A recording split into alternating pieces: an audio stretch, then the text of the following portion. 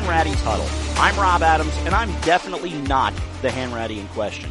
Terry Hanratty was a two-time All-American quarterback at Notre Dame, winning a national championship in 1966, and was part of 2 Super Bowl champions with the Pittsburgh Steelers. Terry Hanratty is right here. Terry, how are you? I'm excited. Let's see what we can make happen here. I'm excited also, Rob. I think it's going to be a lot of fun. I think it's going to hopefully very informative to our audience out there. Because I was very fortunate in my career where my high school, college, and pro coaches are all in the Hall of Fame. Art Bernardi from Butler, Pennsylvania, from Butler High School, and obviously Ara Parsegian and Chuck Noll. So I was always a student of the game, and I really like to hopefully be impactful to the people that are listening, because I think we can have a lot of fun with this. I think we can as well, and you still have a great love for Notre Dame and for Pittsburgh, and you're still tied into both communities.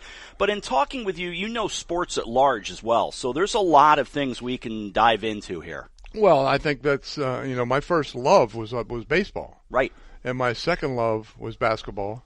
My third was track and field, and my fourth was football. And I think, that's probably what the biggest thing the young kids do today is they specialize way too early. Everybody wants to be a quarterback. Everybody wants to be a point guard. Every sport really develops a different muscle group.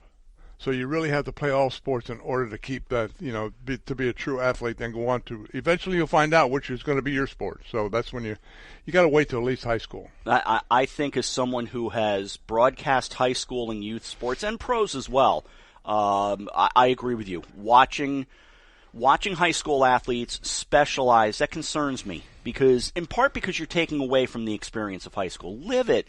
Play all the sports. Get your hands on everything. Well, when I was in high school, you couldn't really start basketball season until football season was over, because 4 out of the 4 guys on the football team started on the basketball team. Yeah. And with the Steelers, after in the off season, we used to travel around to different, locales with the high schools and play the faculty and stuff like that. And we put together a heck of a basketball team, just on the Steelers team. Who was on that team? I have to find out. Preston Pearson, who was a running back for the Steelers in Dallas. He played college basketball at Illinois. Yeah. So obviously he was our main scorer. Yeah. But everybody played at least high school basketball. Yeah. And the offensive linemen, they're just not big thugs. I mean, these guys are agile, they're athletic, and they can play. All right, let's dive into Notre Dame football, what happened last week, and kind of get a feel for how this Fighting Irish team can play moving forward. We know it was a difficult game against Louisville, but one of the concerns was the offensive line. What can they do to improve the offensive line play? Well, that's really let's start at the beginning of the season. I thought I would be able to sit on my couch when Brian Kelly was there and Tommy Reese was calling the plays later in his run, and I could sit on my couch and call the plays. I knew exactly what was coming. I'm saying to myself, if I'm doing this from here, what are the opposing coaches doing when they're watching films all week long and getting all these tendencies? But when this season started, Gerald Parker, the offensive coordinator, who I've never met, and all of a sudden I start seeing this stuff and go, wow, we haven't done this, we haven't done that. I said, looks like he's putting in his own touch and really being successful. But the last couple weeks, it looks like they reverted back to the old Brian Kelly days because we became so predictable. And going into that game, our offensive line is supposedly the strength of our team. Yeah. And they were not good at all. And in fact, I'm probably being kind in just saying that. But in going back to what you would do is that you have an offensive coordinator who, when he sees his offensive line is in trouble, you do things to help them. You can put a tight end on, two series. The guy came off the edge and sacked Sam. And no one touched him because no one was assigned to him. Right. But he came clean and made the sack. And when you see something like that, should maybe happen once, probably should not happen at all. You should see the blitz coming. Right. But you put a tight end on him, and you keep the guy out. And if you need more protection, you roll the quarterback out, and you move the pocket around. You just don't put him there as a statue where the defense can just say, okay, put an X, boom, that's where we're going to go. And Hartman's numbers are kind of a mixed bag. 22 of 38 for Sam Hartman, 254 yards, 2 touchdowns, but 3 picks. 3 turnovers, obviously a big deal. 3 picks really don't faze me that much because I think 1 is on him. Right. 2 of them was the offensive line. I mean, they were getting into his face. And if you go back to how you're going to attack a team, first of all, you have to realize there's a reason you're called the offense. You're supposed to be offensive. Yes. In that game, we were defensive. We were just waiting back, hoping something will happen rather than trying to make it happen. And that's where you got to do these little things. You put the quarterback under center, and you do a hard count because these guys are flying off the ball. You'll catch a 5 yards penalty here, but then the next play he's going to be a little more hesitant. So you help your offensive line play. And the biggest thing I think, and I see this in a lot of football now, where everybody wants to put the quarterback in the shotgun. Fine. Yeah. But then you put a running back to either his right or his left. 3rd and 1, snap the ball, hand it to the guy. He's got 4 yards before he's at the line of scrimmage. I totally agree. And then he gets a 2-yard loss. First of all, you need a quote. Probably people out there don't know what this word means. Fullback. Yeah. You're right. Something from the old days, right? But you can't have a consistent running game unless you have a lead blocker. So and that lead blocker could be a tight end. You could put him in the backfield, put him in motion, and hit someone. If you see the times we were stopped, it was always the line made their block, but there's always someone who was filling the gap, whether it be a defensive back or a linebacker, and who would be picking him up would be your lead back, right. Your fullback. Boom, you have a successful play. But you have to see this stuff and have to be able to adjust on the fly. And you can't be predictable. That's the other thing. That's the other thing. You got to be offensive. Yeah, you have to be. A lot of talk goes in then to coaching, as you and I were kind of talking about, and you kind of alluded to. And that brings me around to the head coach, Marcus Freeman. Is he in over his head? And there's often been talk that he's too young to coach at this level. How do you respond to those? Well, first of all, I'm going to say that I'm 100% behind Marcus Freeman. I think he's the man. And I get this question a lot. Mm-hmm. And I bring up to people, let me remind you of 3 names. You got Chuck Noll, you got Bill Cowher, and you got Mike Tomlin. All were defensive coaches. Correct. All their first head coaching job was with the Pittsburgh Steelers. And all 3 won Super Bowls. So it can be done. So the age means nothing. To me, what I see is what Marcus is bringing in. We're having 4 and 5 stars, which Kelly never brought in. Right. So we're getting the quality. We have more depth now than we've ever had at Notre Dame. So, and I think, and you see the kids that are committing now, we're getting a lot of quality players. Got a great quarterback coming in next year, C.J. Carr. And his grandfather coached at Michigan. And we still got him. It's pretty good. I think Marcus is the man. We just got to stick with him. But there are growing pains. You just have to be able to put up with them. Yeah, absolutely. Play calling, you alluded to that. Do you want to develop any further about some of the play calling? Because I know some of the things Notre Dame did against Louisville were a little questionable. Maybe that's the best way to put it.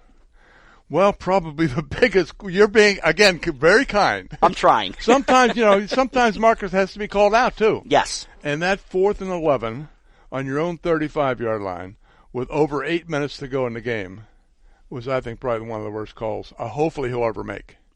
Because they should have punted, and he made the statement that he thought his defense wasn't that fresh. These kids are 20 years old.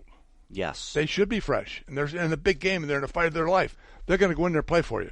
So you got to do it. You got to roll the die. Yeah. 4th and 11, because we haven't moved the ball 11 yards probably in the game. So now we're all of a sudden at 4th and 11, we're going to be able to move it? I doubt it. Yeah. It was a very strange decision for sure.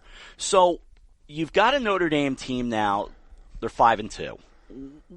How do you assess them at this point? Well, I think they're very good. Number one, I think their offensive line has to really look in the mirror because that's the person who's the most honest when you look in that mirror. Sure. And say you got to pick up your game. And I would be shocked if we didn't come out and play really well offensively against Southern Cal this week. Because I think that kind of talent is there. Just sometimes you need kicked in the butt every once in a while. And this is the time that should be. Chuck Noll always had the expression when we threw out a stinker in a game. He's saying, next week we're going back to the basics.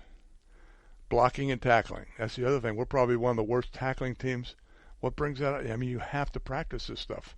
Coaches today are afraid to tackle for injuries.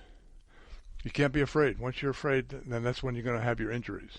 So, but I think once they go back to the basics and get ready, I think they're going to have a good game against Southern Cal. What made you respond to a coach? What approach? Chuck Noll wasn't a big yeller, right? Not at all. Yeah, he wasn't one to holler. He would get you through, like, I know his relationship with Terry Bradshaw was just so difficult over the years. One-sided. Yes, very one-sided. For sure. When you hear the story from Terry. Yeah. I love Terry. We were roommates, and it was over. When I'd read the story, I go, whoa, I was there, and I don't remember any of that. That's all right.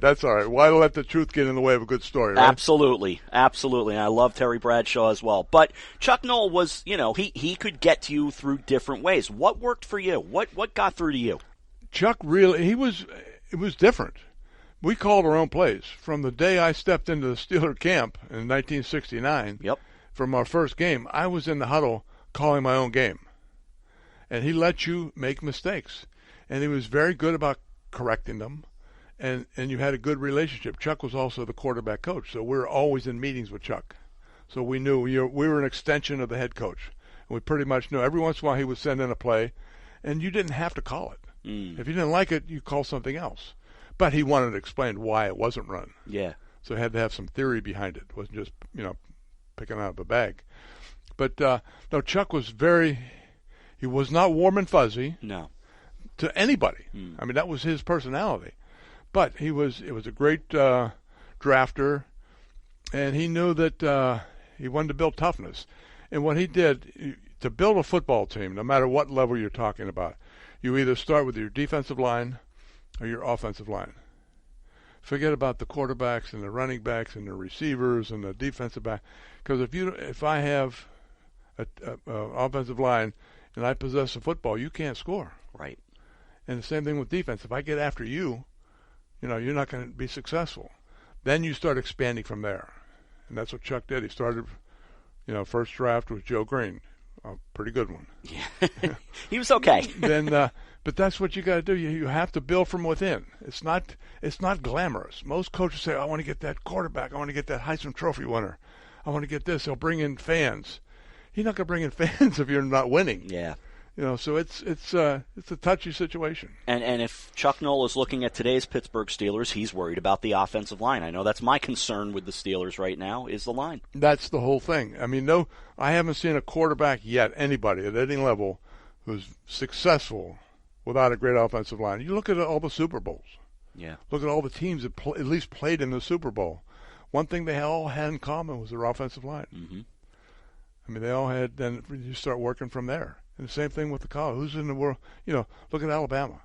I mean, they've had great offensive lines. Georgia had great offensive lines. But that's where you got to start. That blocking up front is just it's everything for an offense. To me, there's no question about it. Yeah, totally. All right, back to Notre Dame, 5-2, looking into Southern Cal. Kind of preview that game for me. Well, I was a little surprised to see Southern Cal was the underdog. We're a 2.5 point favorite. Of course, I don't bet, so that's one that doesn't bother me. But I think coming off that loss we had at Louisville, I think these guys are going to finally get it straight, and they're going to come out and play very good. The whole key is I think we can offensively be successful. There shouldn't be any problem. But the whole key is starting the quarterback, stopping the quarterback. Yeah, very good. Probably going to be the first pick in the draft, and he can throw the ball, and he can run the ball. So what you got to come out, you have to come out with a shadow. You have to have a defensive back who's fast, and he's going to shadow that quarterback wherever he goes, because he's going to make there's going to be a point in the game where it's 3rd and 12, and he's going to drop back to pass, and he's going to run for 15 yards and break you back. That's the worst thing that can happen to a defense, because you've got everybody covered back there, and all of a sudden the quarterback breaks the line and rushes for 15 yards. So you have to have a shadow on him. And I think if you can, because we have defensive backs who can run with their defense or their offensive receivers. But nobody can run if it's 5-6 seconds. So you have to get pressure on the quarterback. Duke is a decent team. Notre Dame beat them by 7. Louisville, a very good team, lose by 13. Obviously, the 3-point loss to Ohio State. Southern Cal, a big challenge. I guess what I'm driving at is I don't feel like Notre Dame has faced the best competition yet. Does that worry you, or do you disagree? I think they've faced as good a competition as anybody. Okay. Because each week we played good teams. I mean, you're talking about Ohio State, then you go Duke is a very good team. Very good team. I shouldn't have said decent. They're better than that. And Louisville is a very good team. Yes. So they're very good competition. At the beginning of the year, we played not good competition. But we got Southern Cal coming up. We got Clemson coming up. There's a couple good games where you can really jump up in the rating. But national championship is out of the realm this year. Yeah. I mean, we have to just build and build and build, and we got to get more kids in the game. And build that layer that has, in case there's an injury, so where you can have these guys that can step in for you. I love talking with quarterbacks, and you were an outstanding one. What is your take on Sam Hartman, the way he has played so far? Have you liked the way he's progressed? I think he's the best thing that could have happened to us this year. I agree.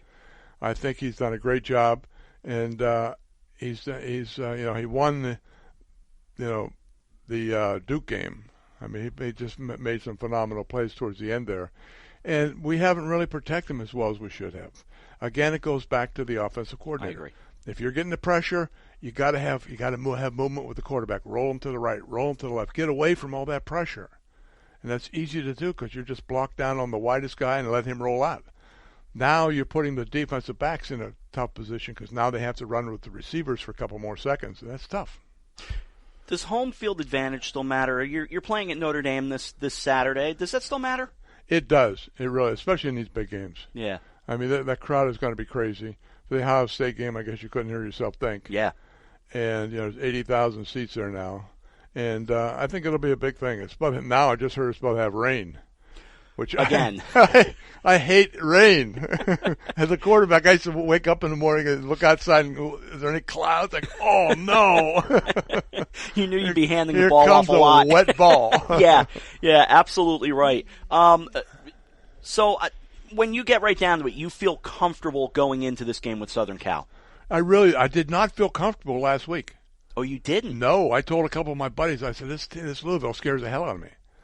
Because, nowadays you can't put it on someone that they've had a tradition, not saying Louisville, but any team. Yeah. Like Duke is a good example. They've never been good in football.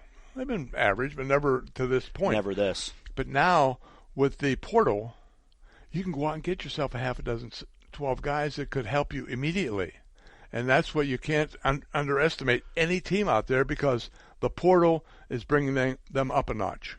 Does the portal and NIL and what we're seeing in modern college football, does it concern you? Yeah, very much. Yeah. I think the NIL, name, image, and likeness. Right. Oh, I hate to hear that. Because what you have a high school kid who is getting his stars, which I think that's the thing that started all this. Everybody, all these, going to this camp and you pick up a star here and all of a sudden you're 4-star, 5-star, whatever. Yep. But, you go here and the people recruit you, and that costs a lot of money to recruit athletes. You are given a platform. You're given a scholarship for 4 years to extend the whole life of your working career. And then you put on a different level where these coaches, the head coaches and the position coaches cost a lot of money to have these guys. And you're given a stage to work on, play, and to have the pro coaches see if you're any good to go into the pros. So all those steps along the way cost a lot of money. Yeah. And I don't think you can, a little spending money here and there, I wouldn't have a problem with that. But these kids are coming out making millions of dollars. I don't know where it's all going to come from. It's got to end sooner or later. The bubble has got to burst. It does concern me when I hear players saying, well, they'll go back to college for another year because they'll make more money there than they would in the NFL. And that worries me. Oh, yeah. It really does. And it's something I don't think we absolutely need. Yeah. I think it's really going to hurt. It's not going to hurt the Alabamas of the world, the Georgias of the world, Notre Dames of the world, Southern Cals of the world. But it's going to hurt the bottom of those conferences. Because right now, the makeup of the NIL is not through the university. It's through the alumni groups of those universities. But if those alumni groups are not that strong, all of a sudden maybe now the college will have to kick in to get players. Well, I think the next thing they're going to say, if we're going to have to kick in to give you money to get you to school, we can't afford your scholarship. So these kids are going to play 4 or 5 years and just walk away with no diploma. That's not right for them. It's great immediate, catch here where you got money, that you're going to blow that, you're going to spend that. Then all of a sudden down the road you have no education to fall back on. It's sad. So here we go. Southern Cal coming up for Notre Dame. Where will you be? Where will you watch it? How will you watch it? I will be in my house, and I'll be sitting on my couch watching the game. I hate to go to – I watch a game differently than most. And I love replay because I want to watch the right side of the line. I want to watch the left side of the line. I want to watch how the defense sets up, whether they're in a zone, whether they're man-to-man, what they're doing. And when you're, say, a Super Bowl party, all of a sudden someone passes the chip and dip in front of you, and you go, oh, get that out of here. I just missed the third rerun. I want to watch that. You want to be able – are you one to sit there and stop the game, back it up a little bit, or you just let it play out? No, I just watch it. Whatever the networks show me is what I watch. Sound on or sound off? Do you listen to the commentary? Sometimes listening to the commentary is very difficult. They don't have a clue what they're talking about. I but agree. Most of the time, they're very good. As a commentator, I sometimes agree. We're not always the best at what we do, but we do try. As we get ready to wrap up this first edition of Hanratty'S Huddle, what are you looking forward to with this show? I am looking forward to communicating with the public and hopefully giving out some of the advice that I was given through the years by, like I said earlier, 3 Hall of Fame coaches. Yeah. And, I'm an extension of them. And I just want to have some fun. If we have, maybe have any time we may have questions or stuff like that, I'd love to be able to communicate with people. We'll find a way to make all that happen. And I'd be remiss, considering it was not that long ago that the football world lost the great Dick Butkus, and you obviously played against him and played during that era. Any thoughts on him? Dick was I think a friend at the end. I mean, when we played against, he scared the hell out of you. Oh, sure. He threw me for my only safety in my life. We were playing. It was my rookie year, and we were playing up in Chicago, and we had won one game. They had won none, and they beat us 38-0. And it was he threw me for a safety. Mm-hmm. And every time I came to the line of scrimmage, I look across and go, "Whoa, look at those eyes." But then we became friends in the year because we did a few Miller Lite commercials together. Did 2 group commercials, and Dick and I were both in those. And, no, he's a good guy. I mean, he was a lot like football players are. On the field, they're nastier than hell. But off the field, they're really good people. Nice.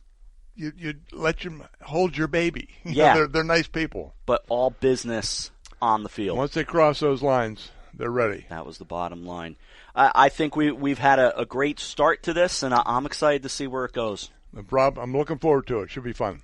Well, we thank you for joining us on this debut edition of Hanratty'S Huddle. For Terry Hanratty, I'm Rob Adams. We'll see you next time. Thanks for listening.